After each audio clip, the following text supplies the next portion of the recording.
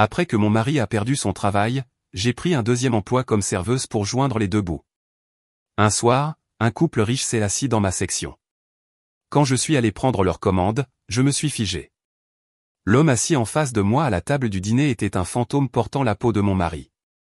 Le Liam Walsh vibrant et vif d'esprit que j'avais épousé avait disparu, remplacé par un étranger aux yeux vides qui ne faisait guère plus que passer du lit au canapé et vice-versa. 3 mois. Cela faisait 3 mois depuis le licenciement, et le silence dans notre petit appartement de Chicago était devenu une présence suffocante. Il s'accrochait au rideau, se déposait dans la poussière sur la bibliothèque et s'asseyait entre nous comme une troisième personne à table. « J'ai fait ton plat préféré », ai-je dit en poussant le hachis parmentier vers lui. Ma voix semblait trop forte. Un tintement désespéré et joyeux dans la pièce silencieuse. Liam n'a pas levé les yeux de son assiette. Il a simplement poussé quelques petits pois avec sa fourchette. Pas faim, a-t-il marmonné, les mots à peine un souffle d'air. Le Liam que je connaissais aurait dévoré ça, ses yeux se plissant en un sourire alors qu'il me taquinait sur mon utilisation excessive de paprika. Cet homme, cet étranger, fixait simplement sa nourriture comme si c'était un autre obstacle dans une vie qui en était remplie. Le rejet, à la fois du repas et de mon effort, était une petite piqûre aiguë dans ma poitrine. Sa mâchoire autrefois bien dessinée s'était adoucie, et une ombre permanente de barbe naissante s'accrochait à son visage. Les costumes coûteux qu'il portait en tant qu'analyste principal chez Sterling Financial pendaient maintenant dans le placard comme des reliques d'une civilisation oubliée. Il vivait en pantalon de survêtement délavé et en sweat à capuche gris qui semblait absorber toute la lumière de la pièce, le faisant paraître encore plus blafard et vaincu. Je le regardais, mon cœur un nœud douloureux de pitié et une frustration honteuse qui couvait. Je l'aimais. Je l'aimais tellement que ça faisait mal. Mais vivre avec son chagrin, c'était comme essayer de respirer sous l'eau. Plus tard, alors que la lumière bleue d'un film d'action insipide vacillait sur son visage vide, je me suis assise à la table de la cuisine. Les factures impayées étaient étalées comme une main perdante au poker. L'hypothèque, le paiement de la voiture, le dernier avis de la compagnie d'électricité, chacun un témoignage de papier et d'encre de notre effondrement au ralenti. Mon travail de graphiste indépendante, autrefois un complément créatif aux revenus solides de Liam, était maintenant une course effrénée et désespérée qui couvrait à peine l'épicerie. Nous coulions, et Liam ne se débattait même pas. Il laissait simplement le courant l'emporter. Mon regard est tombé sur une page froissée du journal que j'avais utilisé pour protéger la table pendant que je dessinais. Une petite case soignée. Offre d'emploi. The Gilded Lantern. Serveurs expérimentés pour restaurants gastronomiques, service du soir. The Gilded Lantern était l'un des restaurants les plus exclusifs de la ville, un lieu de ton feutré et de cristal tintant, un monde à des lieux de notre appartement sombre et silencieux. La pensée était absurde. Moi, serveuse. Mais l'image du tampon rouge, en retard, sur les factures était plus puissante que ma fierté. Je ne pouvais pas nous regarder tout perdre. Je ne pouvais pas le regarder se perdre complètement sans me battre. D'une main tremblante, j'ai entouré l'annonce d'un cercle. Je ferai ça pour nous, et il n'aurait jamais à connaître la profondeur de notre échec. Ce soir-là, la tension dans l'appartement était une chose physique, un bourdonnement à haute fréquence juste en dessous du seuil de l'audition. J'ai essayé à nouveau, ma dernière tentative de la soirée pour l'atteindre. Je me suis assise sur le bras du canapé, le générique du film défilant sur l'écran, projetant de longues ombres à travers la pièce. Liam, ai-je dit doucement, ma voix à peine un murmure. Nous devrions parler d'un plan. Peut-être que tu pourrais recommencer à envoyer quelques CV demain. Juste quelques-uns. Il n'a pas bougé. Il a continué à fixer l'écran noir, son reflet un masque pâle et déformé. J'ai tendu la main, mes doigts effleurant le coton usé de sa manche, un simple geste de connexion. Il a tressailli. Ce n'était pas un mouvement violent, juste un sursaut brusque et involontaire, comme si mon contact avait été une étincelle d'électricité statique. Il a retiré son bras, son regard se déplaçant enfin, non pas vers moi, mais vers le sol. « Je suis juste fatigué, Nora », a-t-il dit, sa voix rauque à force de ne pas être utilisée. L'espace entre nous, autrefois rempli d'une affection facile, était maintenant un gouffre.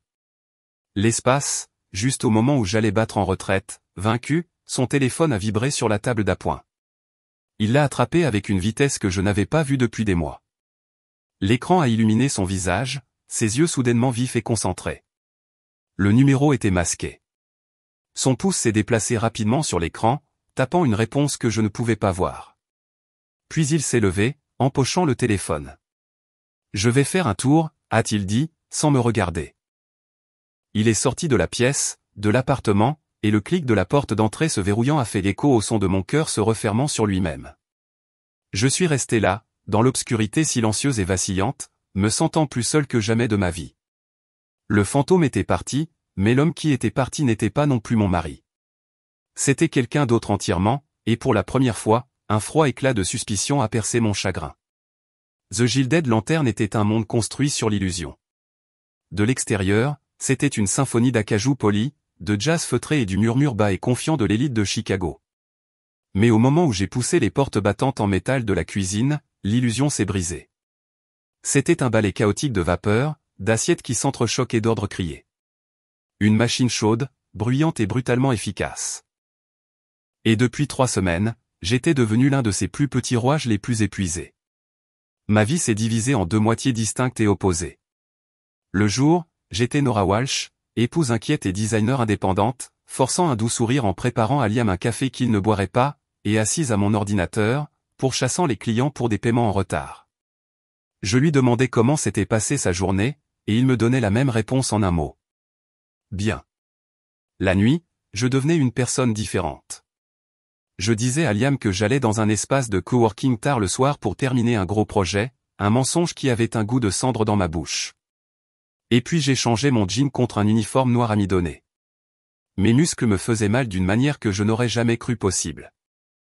Mes pieds étaient une misère lancinante constante, et mon esprit était un brouillard d'accords mévins mémorisés et de température de cuisson de steak. Mais avec la douleur venait un étrange et féroce sentiment de pouvoir. Chaque soir, je lissais les billets froissés de mes pourboires, des billets de 5, de 10, parfois un billet de 50 d'un banquier généreux, et je les ajoutais à la pile croissante dans une vieille boîte à chaussures cachée au fond de notre placard. Cette boîte à chaussures était ma victoire secrète. C'était le paiement en ligne qui maintenait les lumières allumées.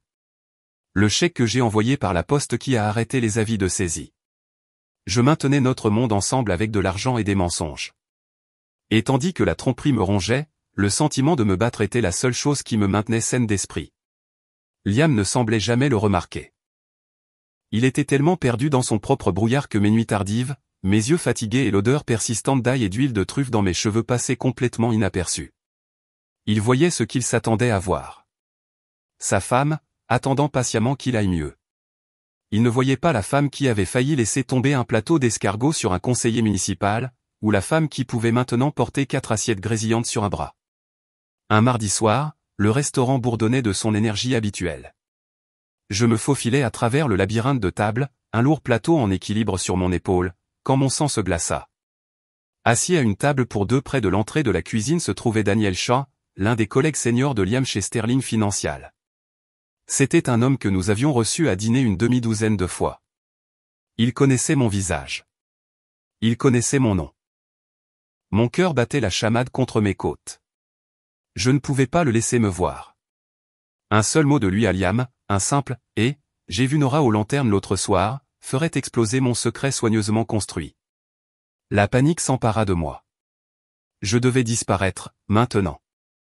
Agissant par pur instinct, j'ai simulé une soudaine quinte de toux, me penchant sur le plateau comme si j'allais être malade. Quelques convives à proximité m'ont regardé avec alarme. « Excusez-moi » ai-je croassé, tournant le dos à la table de Daniel et me précipitant vers le sanctuaire de la cuisine. J'ai fait irruption par les portes battantes, mes poumons haletants pour de vrai cette fois. Le chef cuisinier, un homme perpétuellement stressé nommé Marco, m'a lancé un regard furieux. « Walsh! Qu'est-ce que c'est que ce bordel ?» « Désolé, chef » ai-je haleté, m'appuyant contre un comptoir en acier inoxydable. Quelque chose m'est resté en travers de la gorge. Je suis resté là, mon corps protégé par une grande étagère de plaques de cuisson en refroidissement, mon cœur battant un rythme effréné contre le vacarme de la cuisine. J'ai regardé à travers un petit espace entre les plaques. Je pouvais juste voir l'arrière de la tête de Daniel. Il était en pleine conversation avec son invité, inconscient. Mes jambes étaient faibles de soulagement. J'ai regardé une autre serveuse, une professionnelle chevronnée nommée Maria, prendre sa commande. Pendant les 2 heures suivantes, j'étais un fantôme. J'ai demandé à Maria de couvrir sa table, prétextant une migraine soudaine chaque fois qu'on m'assignait une table dans cette section. Je me déplaçais le long des murs du fond, gardant la tête baissée, utilisant les autres serveurs comme boucliers humains. Chaque fois que la porte de la cuisine s'ouvrait, je me préparais, m'attendant à voir son visage. C'était une marche sur la corde raide d'adrénaline pure. Quand il s'est finalement levé pour partir, je me cachais dans la réserve sèche, faisant semblant de faire l'inventaire des boîtes de tomates. J'ai écouté son rire s'estomper alors qu'il sortait par la porte d'entrée, la cloche au-dessus sonnant son départ. Ce n'est qu'à ce moment-là que je me suis permis de respirer. Appuyé contre un sac de farine, j'ai fermé les yeux. L'air poussiéreux remplissant mes poumons. Cette quasi-rencontre m'a laissé tremblante. Le poids de ma tromperie était soudainement devenu terriblement réel. Il ne s'agissait plus seulement de cacher un travail. Il s'agissait de protéger un mensonge fragile qui maintenait deux vies et un mariage précaire ensemble. La nuit où tout s'est effondré a commencé comme n'importe quelle autre. Le service du samedi était une tempête contrôlée, une vague incessante de clients bien habillés aux goûts chers et aux attentes élevées. J'étais dans le rythme, me déplaçant avec une économie de mouvement que je ne possédais pas un mois auparavant. Mes pieds me faisaient toujours mal, mais la douleur était un bourdonnement familier, un témoignage de la liasse de billets qui serait bientôt cachée dans ma boîte à chaussures. Pendant quelques heures chaque nuit, je pouvais mettre de côté l'homme vide sur mon canapé et être simplement un corps en mouvement, une personne avec un but clair et définissable. Prendre la commande, livrer la nourriture, encaisser l'argent. C'était simple. C'était honnête d'une manière que ma vie n'était plus. Vers 21h, l'hôtesse, une jeune femme chic nommée Chloé, s'est approchée de moi avec 2 menus à la main. Nora, tu as une table VIP pour 2 dans la section 3, table 12. Fais-leur le traitement 5 étoiles. Ils ont l'air de gros dépensiers. J'ai hoché la tête, lissant mon tablier. Compris. La table 12 était l'une des meilleures de la maison, une banquette isolée avec vue sur la ligne d'horizon de la ville. En approchant, je pouvais voir le couple se découper en silhouette contre la toile de fond scintillante du centre-ville de Chicago. Ils riaient, leur tête rapprochée dans une bulle intime de joie partagée. La femme était magnifique, de longs cheveux noirs, une robe noire élégante qui scintillait sous la faible lumière. L'homme me tournait le dos, mais il dégageait une aura de confiance sans effort. Il portait un costume parfaitement taillé, le genre que Liam portait avant que son monde ne se réduise à la taille de notre salon. Une bouteille du Château Margaux 09, a dit l'homme au sommelier, sa voix un baryton bas et suave qui a traversé la pièce. Il n'avait même pas regardé la carte des vins. J'ai ressenti une pointe de quelque chose. Pas de l'envie exactement, mais une douleur profonde et lasse pour la vie que Liam et moi étions censés avoir, celle où une bouteille de vin à $1000 n'était pas une fantaisie obscène. J'ai pris une profonde inspiration, j'ai affiché mon sourire professionnel et je me suis dirigé vers la table. Je me suis d'abord concentré sur la femme, sa posture élégante, le bracelet en diamant qui captait la lumière des bougies. J'ai débouché mon stylo, mon bloc-notes prêt. Bonsoir. Bienvenue au Gilded Lanterne, ai-je commencé, mon salut habituel coulant de source. Je m'appelle Nora. Puis-je commencer par vous servir? Ma voix s'est étranglée, puis est morte dans ma gorge. Les mots se sont transformés en pierre.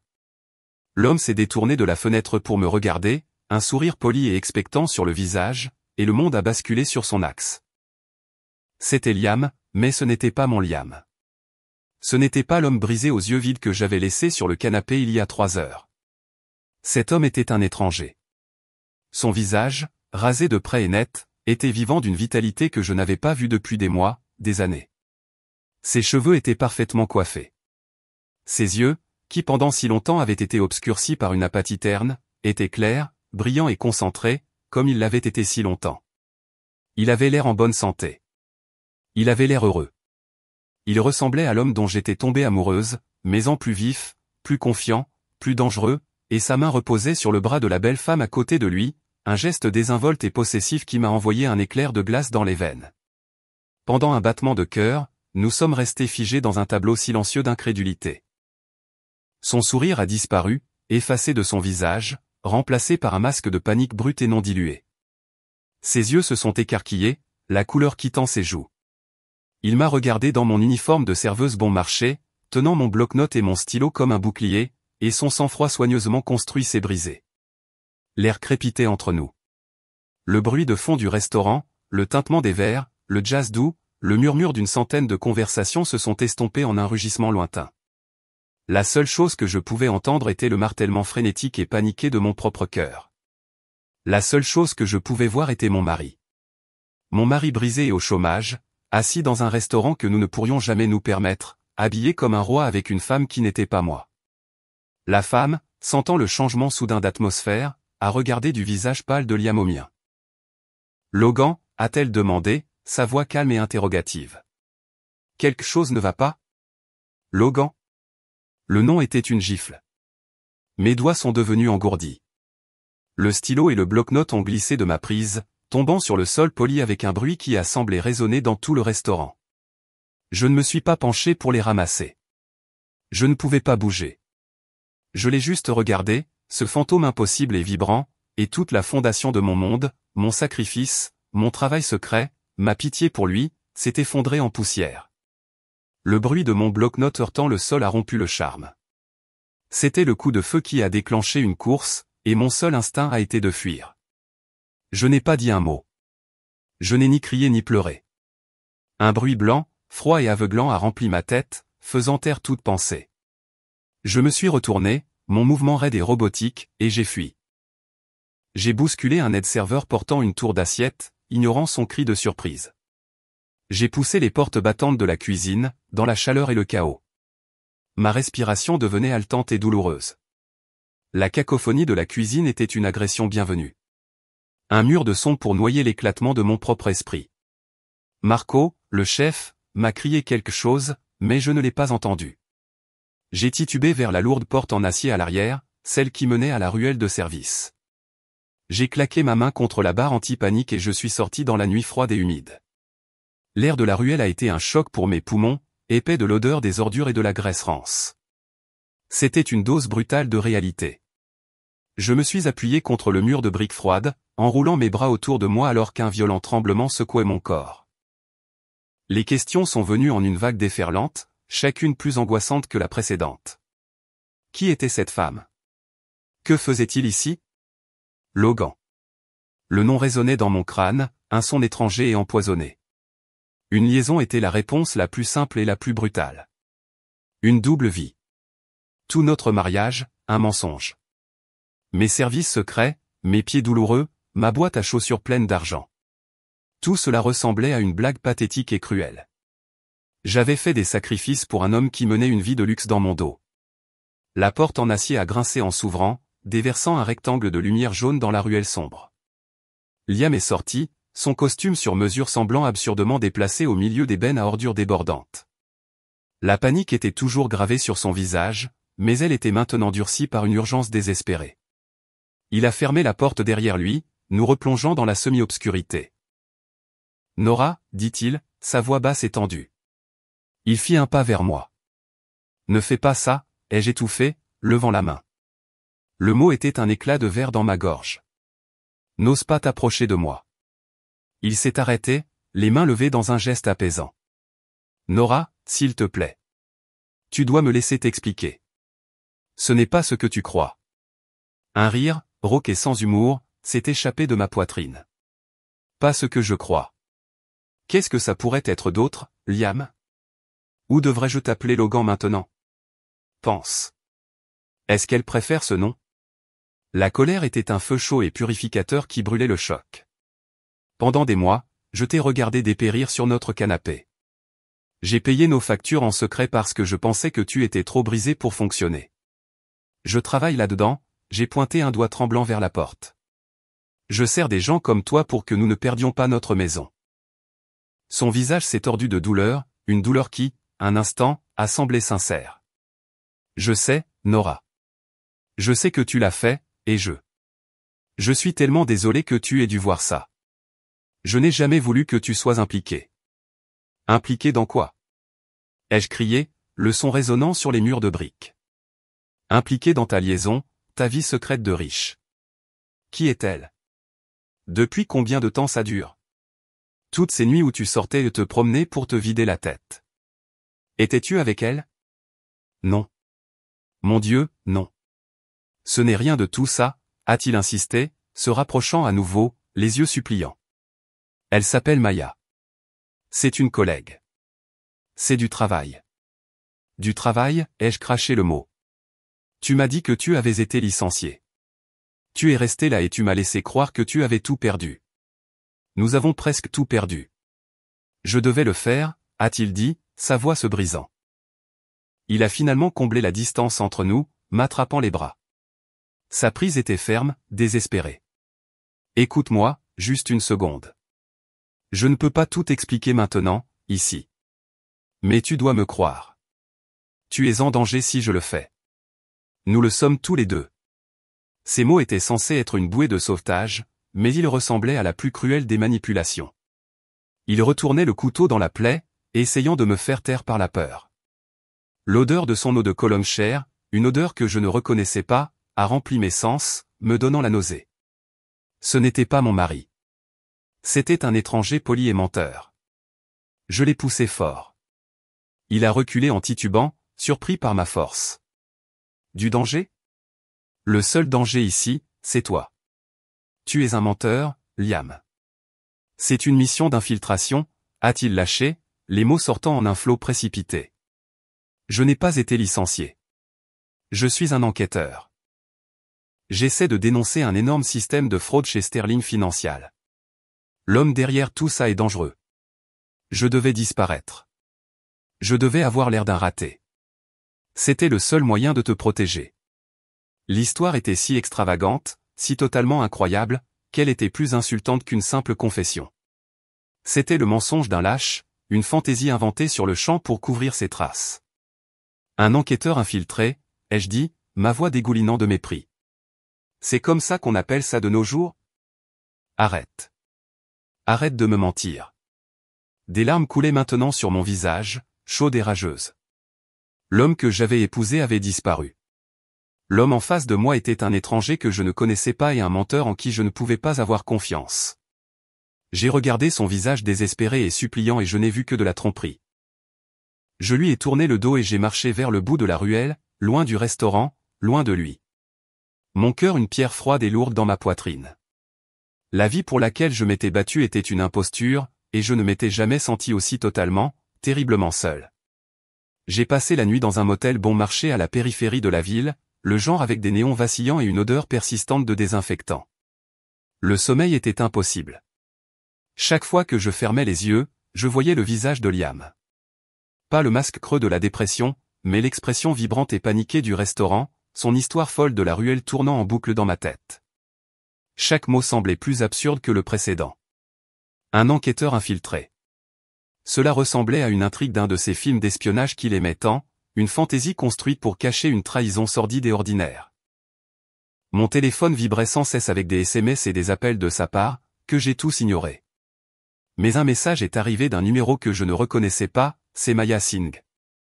S'il te plaît, Nora, pour ta propre sécurité, tu dois écouter. Retrouve-nous. 10h 435 West Kinsey Street, appartement 12B. Viens seul. Maya. Le nom de la femme du restaurant. Une partie de moi voulait supprimer le message, couper tous les ponts et ne jamais regarder en arrière. Mais la mention de ma sécurité, combinée à l'autorité froide du SMS, a planté une graine de doute dans ma rage. Et si, par une chance folle et impossible, il ne mentait pas? La pensée était terrifiante en soi. Contre mon meilleur jugement, poussé par un éclat d'espoir désespéré qu'il y ait une autre explication que l'infidélité, j'ai décidé d'y aller. L'adresse m'a conduite à un immeuble de grande hauteur élégant et anonyme dans le West Loop. L'appartement 12B était une suite d'entreprises, stérile et impersonnelle avec un mobilier minimaliste et une vue imprenable sur la ville. Liam était là, l'air hagard et épuisé. Il avait troqué son costume contre un jean et un t-shirt, mais la posture confiante du restaurant était restée. Il avait l'air d'un homme portant un poids immense. La femme, Maya Singh, se tenait près de la fenêtre. À la lumière du jour, sans la douce lueur du gilded lanterne, elle n'était que angle vif et intelligence encore plus vive. La robe glamour avait disparu, remplacée par un tailleur-pantalon pratique. Ses cheveux étaient tirés en un chignon sévère, et son expression était celle d'un professionnalisme froid et détaché. Rien en elle ne suggérait une maîtresse. Elle ressemblait à un agent, un avocat, une femme qui obtenait des résultats. « Merci d'être venue, Nora » a-t-elle dit, sa voix calme et égale. Je sais que c'est difficile à accepter. Je suis resté près de la porte, les bras croisés, une forteresse de scepticisme. Je suis ici pour écouter. C'est tout. Liam a commencé à parler. Nora, Maya a levé la main, le faisant taire. Laisse-moi m'en occuper. Elle a fait un geste vers la table basse en verre où se trouvait un seul dossier épais. Liam n'a pas été licencié, a-t-elle commencé, son ton direct, ne laissant aucune place à la discussion. Il est enquêteur principal au sein de la division des affaires internes de Sterling Financial. Depuis 6 mois, il dirige une opération secrète nommée Projet Nightingale. Elle a fait glisser le dossier sur la table vers moi. Je l'ai ouvert. Les pages étaient remplies de graphiques financiers, de chronologies et de paragraphes de texte, mais la plupart étaient noircis par d'épaisses lignes de caviardage. Ça avait l'air officiel. Ça avait l'air sérieux. Il y a quelques années, l'entreprise a remarqué des anomalies dans le fonds de pension des employés, a poursuivi Maya. Petite au début, mais de plus en plus importante. Ils ont fait appel à une équipe de comptabilité judiciaire, mais la piste s'est toujours perdue. Le système était manipulé de l'intérieur par quelqu'un ayant un accès au niveau de la direction et une connaissance intime de nos protocoles de sécurité. Nous savions qui c'était, mais nous ne pouvions pas le prouver. L'homme est un fantôme. Elle a tapé sur une page du dossier. Un nom entouré en rouge n'était pas noirci. Gareth Monroe. Le nom m'a frappé comme un coup physique. Gareth Monroe était le directeur financier de Sterling Financial. C'était le patron de Liam, un homme charismatique aux cheveux argentés que nous avions rencontré aux fêtes de Noël de l'entreprise. Il avait une fois complimenté ma robe et demandé à Liam nos projets de fonder une famille. Monroe, ai-je chuchoté, le nom ayant un goût de poison. Il a détourné plus de 90 millions de dollars, a dit Maya, sa voix baissant. Il vole ses propres employés, des gens qui ont travaillé pour l'entreprise toute leur vie. Mais il est brillant. Il s'est isolé avec des couches de sociétés écrans et d'impasses numériques. Le seul moyen de l'avoir était de s'approcher de lui, de gagner sa confiance. Liam a finalement parlé, sa voix calme mais intense. Monroe s'attaque aux faiblesses, mais il respecte le pouvoir et la cupidité. Le seul moyen d'entrer était que je devienne quelqu'un qu'il voudrait dans son cercle rapproché. Donc, Liam Walsh, l'employé loyal, devait être détruit. Je devais devenir Logan West, un trader en disgrâce mais riche, cherchant un endroit où placer son argent illicite. Le licenciement était la première étape. La dépression, la ruine financière, tout devait avoir l'air réel.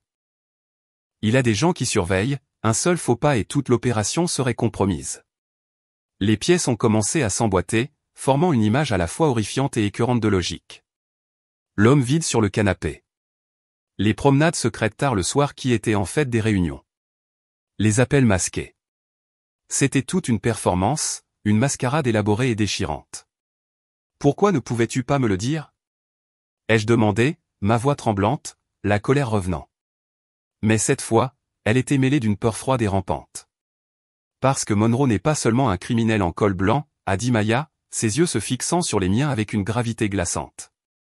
La dernière personne qui s'est approchée de le dénoncer était un analyste informatique nommé Ben Carter. Il y a quelques mois, il a été tué dans un accident de voiture sur l'autoroute Eisenhower. La police de l'État a découvert que ses conduites de frein avaient été savamment coupées. Elle a laissé les mots en suspens. Liam a insisté pour que tu sois complètement tenu à l'écart. Ton ignorance était ta protection. Si tu ne savais rien, tu ne pouvais pas être une cible ou un handicap. Je me suis affalé sur le bord du canapé. Mes jambes soudainement incapables de me soutenir. Le dossier était ouvert sur mes genoux. Les lignes noires de caviardage ressemblant à des barreaux de cage. Il ne s'agissait plus d'un cœur brisé. Il s'agissait d'une vie brisée, celle de quelqu'un d'autre. Et maintenant, grâce à une place VIP au Gilded Lantern, il s'agissait de la nôtre. Le mensonge abstrait était devenu une menace terriblement concrète, et je me tenais en plein milieu. L'appartement d'entreprise stérile est devenu notre nouvelle réalité. Je ne suis pas rentré chez moi. Liam et Maya ont insisté sur le fait que c'était trop dangereux maintenant que j'étais au courant. J'ai appelé mes clients et leur ai dit que j'avais une urgence familiale, repoussant les délais et fermant de fait mon entreprise pour un avenir prévisible. Ma vie, celle que j'avais si soigneusement compartimentée, était maintenant un seul flux terrifiant d'événements que je ne pouvais pas contrôler. La colère face à la tromperie de Liam n'avait pas disparu, mais elle avait été éclipsée par une anxiété rongeante pour sa sécurité. L'homme qui revenait à l'appartement tard chaque nuit, se débarrassant de la personnalité lisse de Logan West, était de nouveau le vrai Liam, stressé, épuisé, mais farouchement concentré. La distance entre nous avait disparu, remplacée par une terreur partagée et silencieuse. Nous avons passé des heures à passer en revue les détails de l'enquête. En écoutant, un souvenir a refait surface, vif et soudain. Daniel Shaw, ai-je dit, ma voix tranchant dans le silence de la pièce. L'homme que j'ai vu au restaurant l'autre soir. C'était l'un des collègues de Liam. Il travaille directement sous Monroe, n'est-ce pas? Liam et Maya ont échangé un regard. C'est le bras droit de Monroe, a confirmé Liam. Ambitieux, loyal et probablement complice. Pourquoi? C'est un habitué du Gilded Lantern, ai-je dit, l'idée se formant au fur et à mesure que je parlais. Il vient 1 ou 2 fois par semaine, généralement avec Monroe. Ils prennent toujours la même table d'angle. J'ai regardé de Liam à Maya, ma résolution se durcissant. Vous devez savoir ce qu'ils disent. Je peux m'approcher. Je peux écouter. Personne là-bas ne me connaît comme la femme de Liam. Je ne suis qu'une serveuse. Liam a immédiatement rejeté l'idée. Absolument pas, Nora. C'est trop dangereux. Tu es hors de tout ça. C'est la fin. Non, ai-je insisté, ma voix plus ferme que prévu. J'y suis déjà. Les gens de Monroe pourraient déjà enquêter sur la serveuse qui a causé une scène. La chose la plus sûre pour moi est de retourner. Agir comme si de rien n'était, comme si j'étais juste dépassé. Si je disparais, ça a l'air suspect. Si je suis là, je peux être vos yeux et vos oreilles. La peur était un œuf froid dans mon estomac. Mais la pensée de rester les bras croisés dans cet appartement pendant que Liam entrait dans la fosse aux lions était pire. J'en avais assez d'être une victime passive de son secret. À des kilomètres de là, dans un bureau en pantoufles surplombant la ville, Gareth Monroe faisait tourner un verre de scotch, le liquide ambré captant la lumière de l'après-midi. La ville était son royaume, une collection d'actifs et de passifs à gérer. C'était un homme qui se targuait de son contrôle, d'anticiper chaque mouvement. Mais depuis une semaine, un petit détail irritant le dérangeait. L'incident au Gilded Lantern, son nouvel associé, le tapa accent graveleuil et agressif Logan West, l'avait assez bien géré, calmant sa compagne secouée et faisant passer ça pour une serveuse impressionnée ou mentalement instable. Mais Monroe n'était pas arrivé à sa position en ignorant ses instincts. Il a pris son téléphone et a composé le numéro de son chef de la sécurité, un ancien agent du Mossad doué pour les enquêtes discrètes. Des nouvelles sur cette serveuse de samedi dernier? Rien de notable, a répondu la voix à l'autre bout du fil. Nora Walsh, casier judiciaire vierge. Une graphiste indépendante. Son mari a été licencié de Sterling il y a quelques mois. Semble clean. Le mari, a dit Monroe, une lueur d'intérêt dans les yeux. Liam Walsh. Il était dans l'analyse, n'est-ce pas? Oui, monsieur. Licencié lors de la restructuration du 3e trimestre. De l'avis de tous, il est au chômage et déprimé depuis. Tout semblait correspondre. Une coïncidence, une femme craquant sous le stress de l'échec de son mari. Et pourtant, cela semblait trop net. L'histoire de West est solide, a médité Monroe à voix haute, plus pour lui-même que pour l'homme au téléphone. Mais j'ai un mauvais pressentiment. Faites surveiller sa femme. Les gens deviennent négligents quand ils pensent que leur famille est en sécurité. Je veux savoir où elle va, à qui elle parle, tout. Il a raccroché. C'était une dépense mineure, une indulgence de sa paranoïa. Mais la paranoïa, avait-il découvert, était simplement un état de conscience accru. Elle l'avait maintenu en sécurité pendant des années. Elle l'avait maintenu riche. 2 nuits plus tard, j'étais de retour dans mon uniforme noir, les mains tremblantes en polissant des verres à vin derrière le bar. Chaque visage dans la foule me semblait une menace. Quand Gareth Monroe et Daniel Shaw sont entrés et ont pris leur banquette d'angle habituelle, mon cœur a bondi dans ma gorge. C'était le moment. J'ai pris une profonde inspiration, j'ai attrapé un plateau et j'ai commencé à débarrasser une table récemment libérée à côté de la leur. Mes mouvements étaient lents, délibérés. J'ai gardé la tête baissée, me concentrant sur l'empilement des assiettes, mais mes oreilles s'efforçaient de capter leur conversation par-dessus le brouhaha du restaurant. Le transfert final est prévu pour vendredi, disait Monroe, sa voix un grondement bas et confiant. Une fois que les fonds auront transité par le compte des Caïmans, nous pourrons commencer à nettoyer les serveurs. Et les détails à régler, a demandé Daniel, sa voix plus tendue, plus nerveuse. Monroe a laissé échapper un rire doux et glaçant. Il n'y a pas de détails à régler, Daniel. Seulement des ardoises propres. Il a pris une gorgée de son vin. West s'occupe de la transaction finale. Il s'est avéré être un atout précieux, bien que peu subtil. J'ai empilé la dernière des assiettes sales sur mon plateau, mon esprit tournant à plein régime. Vendredi, le transfert final. C'était l'information dont ils avaient besoin. Je devais sortir de là. Je me suis redressé, me tournant pour partir, et mes yeux ont croisé ceux de Gareth Monroe. Il me regardait directement. Il n'y avait aucune reconnaissance dans son regard, aucun signe qu'il savait qui j'étais. Il m'a fait un sourire poli et insignifiant, le genre qu'un homme de sa stature fait au personnel, mais ses yeux étaient aussi froids et morts qu'un ciel d'hiver. Il ne contenait aucune chaleur, seulement une évaluation plate et calculatrice. Un frisson de pure terreur a parcouru ma colonne vertébrale. Le sourire n'atteignait pas ses yeux. Et dans ce moment terrifiant et figé, j'étais certaine qu'il savait. Il savait que j'écoutais. Il savait que j'étais plus qu'une simple serveuse. L'information que j'ai surprise a mis le feu à l'enquête. Vendredi, a répété Liam en arpentant le sol de l'appartement d'entreprise. C'est ça. C'est la fin du jeu. Il déplace tout l'argent. Maya était au téléphone, parlant d'un ton sec et urgent à un contact du FBI. Nous avons une fenêtre. Monroe donne à Logan un disque dur avec les données finales du compte lors d'un dîner de célébration. Il le veut hors site avant de nettoyer les serveurs. Le transfert a lieu à minuit. Le plan s'est cristallisé avec une vitesse terrifiante. Le dîner de célébration aurait lieu au Gilded Lantern. C'était l'endroit préféré de Monroe, son terrain de jeu. Il s'y sentirait en sécurité. Le FBI interviendrait, une équipe tactique déguisée en personnel de restaurant et en client. Mon cœur battait la chamade contre mes côtes. Je devais être là.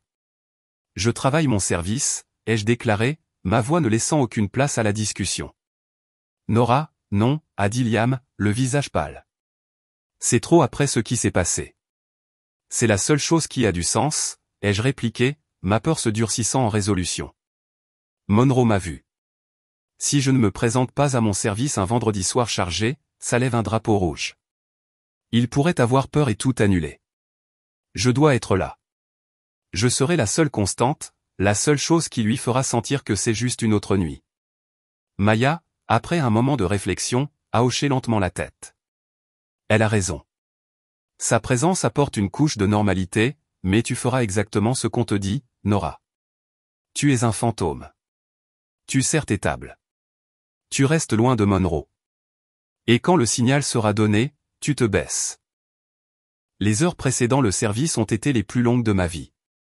Liam et moi nous sommes assis en silence, la terreur non dite planant entre nous. Avant de partir pour se transformer en Logan West, il m'a serré contre lui, ses bras m'enveloppant fermement. Je suis tellement désolé de t'avoir entraîné là-dedans, a-t-il murmuré dans mes cheveux. Nous y sommes ensemble, ai-je chuchoté en retour, m'accrochant à lui comme s'il pouvait s'évaporer. Reviens, c'est tout. Le restaurant était électrique ce soir-là, mais pour moi, l'énergie était celle d'une pure terreur. Chaque nouveau visage pouvait être un agent du FBI ou un des hommes de Monroe. Le nouvel aide-serveur, le couple au bar, le sommelier que je n'avais jamais vu auparavant. Ils faisaient tous partie de la pièce mortelle. J'ai traversé ma section en pilote automatique, mon sourire ressemblant à un masque bon marché. À 22h, Gareth Monroe et Liam, en tant que Logan West, sont arrivés. On les a conduits à la banquette d'angle, la même où Monroe avait comploté son crime. La même où ma vie s'était effondrée. Monroe était dans son élément, expansif et charmant. Liam a parfaitement joué son rôle, projetant un air d'arrogance cupide et triomphante.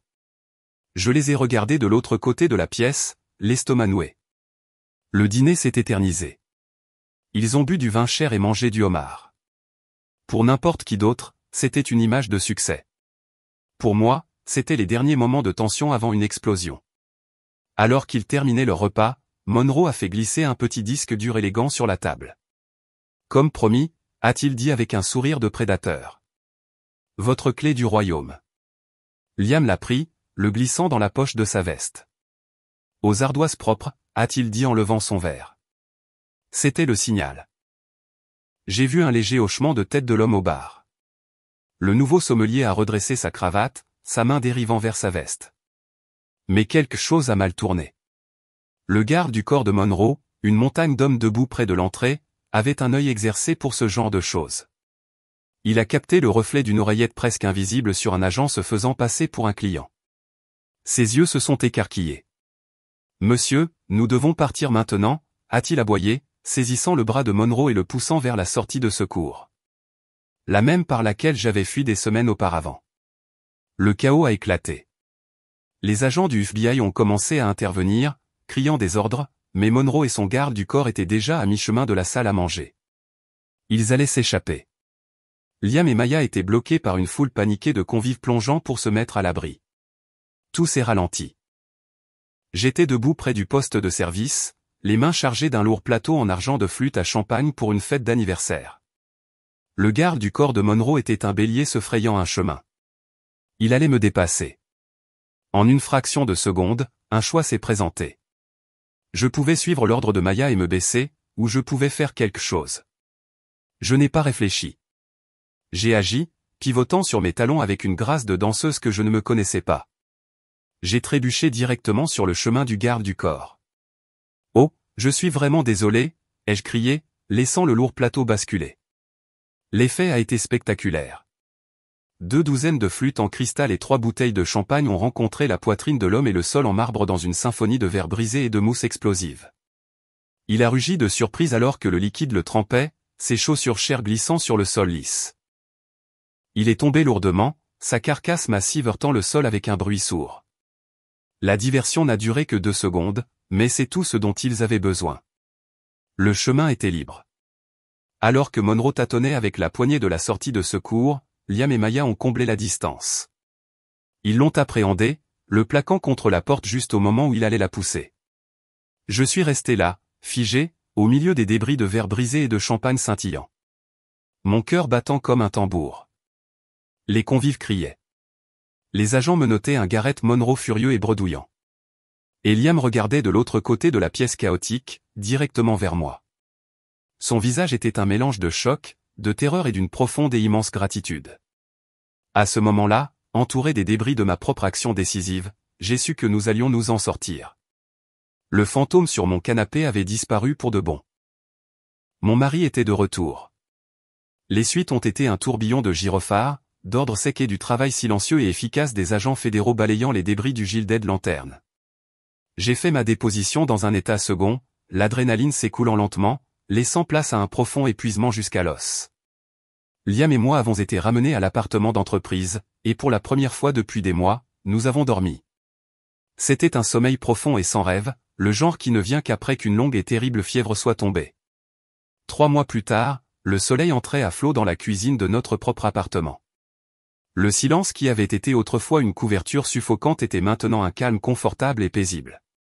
Le fantôme de la dépression de Liam avait disparu, banni par la dure lumière de la vérité. Il était plus mince maintenant, les creux de son visage s'étaient remplis, et la lumière était revenue dans ses yeux pour de bon. Il était à la maison.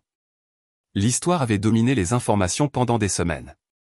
Une chaîne de télévision locale rediffusait un segment sur l'affaire et nous l'avons regardé en prenant un café. Il y avait Garrett Monroe, sa façade charismatique effondrée, sortant d'un palais de justice menotté, le visage un masque de rage impuissante. Le journaliste a détaillé sa condamnation, 25 ans dans une prison fédérale pour fraude, racket et complot. Les 90 millions de dollars du fonds de pension avaient été localisés et saisis. Le reportage est passé à une interview avec une retraitée en larmes de sterling financiales, une femme qui a dit que ses économies de toute une vie avaient été restituées. « C'est toi qui as fait ça ?» ai-je dit doucement en touchant la main de Liam. « Non » a-t-il dit en retournant ma main et en entrelaçant ses doigts avec les miens. « C'est nous qui avons fait ça. » Il y a quelques semaines, une carte postale était arrivée de Washington, D.C. La photo était celle du Lincoln Memorial. Le message au dos était simple et direct, écrit de l'écriture soignée et pragmatique de Maya Singh, félicitations et une promotion. Vous avez bien travaillé, tous les deux. Il n'y avait pas de signature. Aucune n'était nécessaire. Liam avait démissionné de Sterling Financial le lendemain de l'arrestation de Monroe. La vie de secret et de tromperie était terminée. Il venait d'accepter un nouveau poste de consultant principal pour une entreprise spécialisée dans la prévention de la fraude d'entreprise. C'était un travail de bureau, un travail sûr et prévisible de 9 à 5. Il a fait glisser 2 morceaux de papier sur le bois poli de notre table de cuisine. C'était des billets d'avion, un vol sans escale de Chicago à Rome, partant dans 2 semaines. De vraies vacances, a-t-il dit, ses yeux me regardant, cherchant ma réaction.